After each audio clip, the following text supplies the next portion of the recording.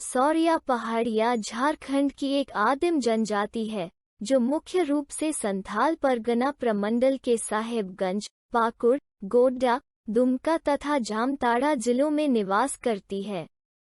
इसके सिवा इस जनजाति की कुछ आबादी रांची, सिंहभूम तथा धनबाद जिलों में भी पाई जाती है।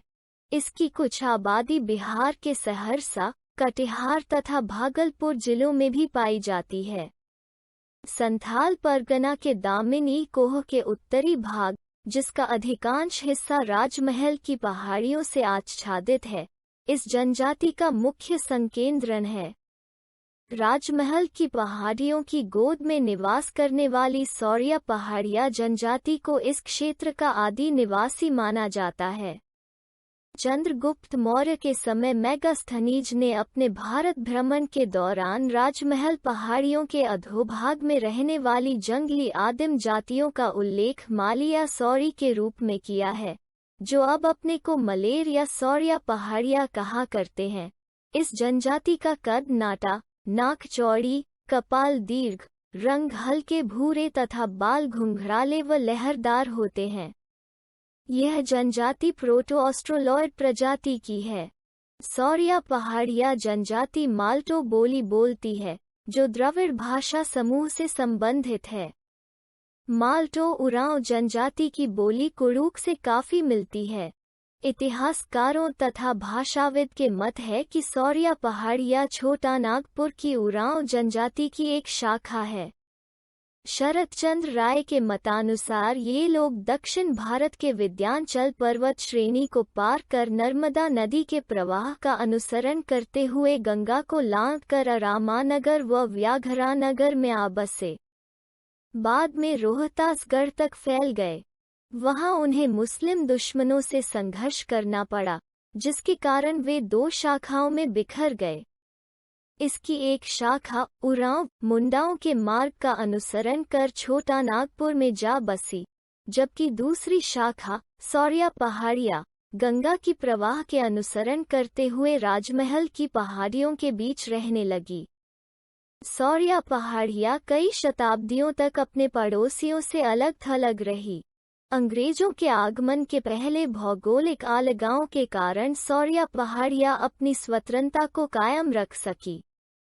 राजमहल की पहाड़ियों के निवासी कभी भी मुगलों की अधीनता में नहीं रहे। ऐसा माना जाता है कि वृहत पहाड़ी भूभाग होने के कारण मुगल प्रशासक कभी भी इस जंगली क्षेत्र में प्रवेश न सके। 1742 ईस्वी में मराठों ने भी राजमहल क्षेत्र में पर आक्रमण किया था। 1779 ईस्वी में क्लीवलैंड भागलपुर जिले का कलेक्टर बने तो इस भूभाग को व्यक्तिगत संपर्क तथा सहानुभूति के आधार पर ब्रिटिश साम्राज्य के अधीन कर लिया। सौरिया पहाड़िया जनजाति के अधिकांश गांव लहरदार पहाड़ियों की चोटियों पर तथा जंगल से भरे पहाड़ी ढलानों पर बसे होते हैं। तराई के समतल भूभाग में इनकी बस्तियां बहुत कम हैं। इनके गांव छोटे तथा बिखरे हुए होते हैं, जिसमें 10 से 40 परिवार निवास करते हैं। यह जनजाति प्रायः बांस, खरपतवार तथा मिट्टी से निर्मित छोटी छोटी आयताकार झोपड़ियों में रहा करती है, जिसमें प्रायः एक ही कमरे हुआ करते हैं। इस कमरे का उपयोग सोने, पकाने तथा अन्न भंडारण के लिए किया जाता है। झोपड़ी के कोने में मिट्टी में निर्मित एक चूल्हा होता है। इसके इर्द गिर्द बर्तन तथा अनाज संग्राहक रखे होते हैं। चूल्हे के ऊपर प्रायः मकई के बाल लटकाकर रखे जाते हैं, ताकि गर्मी के कारण उनमें कीड़े न लग पाएं। कभी कभी मकई के बालों को मकान के बाहर खुले प्रांगण में बांस से विशेष प्रकार से निर्मित मचाननुमा घेरे के अंदर भी रखा जाता है।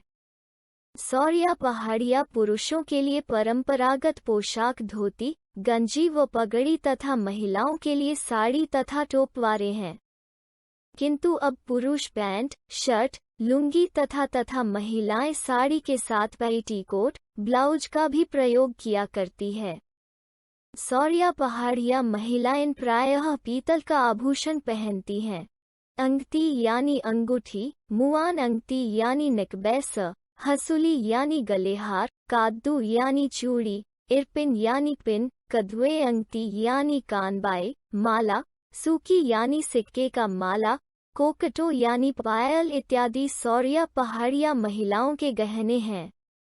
इनके बीच गोदना गोदवाने की भी प्रथा रही है।